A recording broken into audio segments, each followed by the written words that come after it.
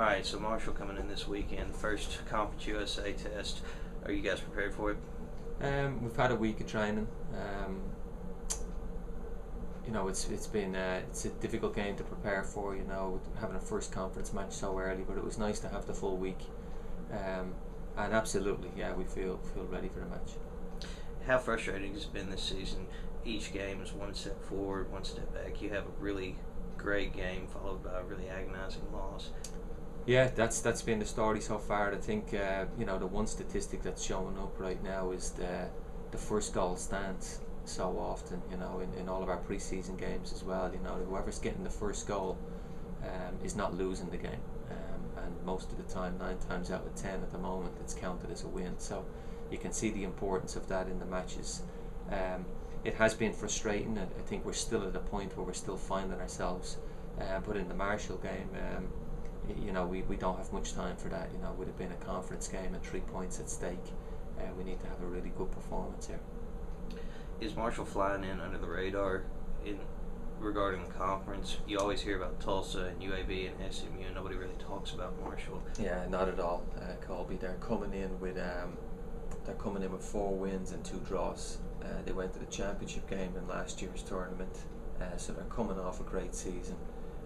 We know exactly what they're all about, and I think that's the big difference for Marshall right now, is that in years past, I think maybe teams didn't give them the respect that they deserve. They've always been a tough team. Well, now they're just as tough, but they're coming with the confidence of the returning players. A great campaign last year, an undefeated season so far. So it's a game that we absolutely have to be very well prepared for. What's it like to match wits with Coach Gray, who's been at it for so long and has seen so much in soccer? Yeah, well, that's the big challenge for me, is that I know that Bob is always he's always got good teams. I have tons of respect for him, not just for what he's done last year, but what he's done with the program. I've known Bob since he was coaching back in the NAI when I played, and he's always had good programs. So this is not a surprise at all, and what he's doing there is fantastic. How much does the loss of Tiago Riger hurt the team? That's a tough one. It's particularly tough for Tiago. You transfer in here with high expectations. He was very excited to play. I think he did a lot of work in the summer to give himself a chance to be a successful player, and he tears his ACL. He's 1 minute on the field. So fortunately we get a red shirt, which we're very excited about the opportunity to work with him into the future. It is a big loss for our team. It's made us have to shift some things around up front. You go into the campaign with 3 or 4 strikers, and now that changes. So we'll have to address that. But that's nothing that teams don't have to deal with. It'll show our kind of resilience and our mental toughness here. We do feel for Tiago. He goes for his operation on Wednesday, and we'll certainly rally around and support him here in the coming months. Who are you relying on to step up in his place? It's a big season now for Mark. Bringing Tiago in, you were bringing a junior transfer that had scored goals, and he was a proven top player.